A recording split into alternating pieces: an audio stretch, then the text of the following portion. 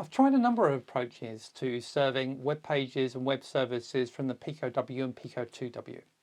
The best approach by far is to use Mongoose. Let me tell you all about it. Hi, I'm John, your concierge to the world of the Raspberry Pi Pico, Pico 2, robotics, IoT and other fun tech. Remember to subscribe and join the community. This is my 3-minute summary on the Mongoose web server. If you have time, why not check out the full video?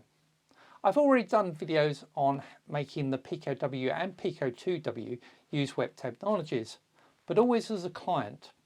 Though I've built Pico W applications as web servers, the approaches are just too hard to really explain here. Mongoose provides me with an easy way to build web services and web serving applications. I'll share my code on GitHub. First, the simple example is Hello World, to send back a simple JSON Hello World message regardless of the URL asset that's requested from the server. To do this, I need to tell Mongoose the credentials for my Wi-Fi and initialize it. Then I can respond with my JSON message every time I receive an HTTP message. We can integrate the requested URL using the pattern matching here, plus pull variables from the query string. So I can use that to request the color to illuminate some LEDs. Using a web browser, I can then change the color of the LEDs. I can also serve static pages from Mongoose. I just need to encode these into a packed file system.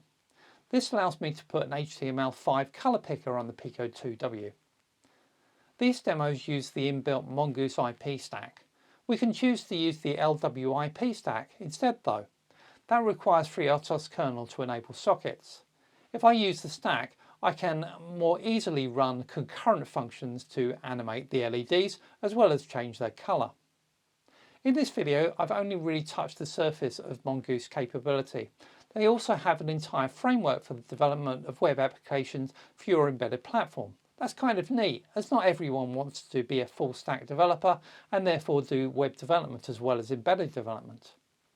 If you like this video and it helps you learning or projects, then why not drop me a cash tip using that super thanks button below the video or the payment link in the description. Remember, I'm saving these up to get myself to the open source conference in San Francisco, and I'd appreciate your help in getting there, and I hope to see you there too. Thank you very much for watching. If you enjoyed the video, then please do hit that like button and please subscribe to the channel so you don't miss the next video. Bye bye for now.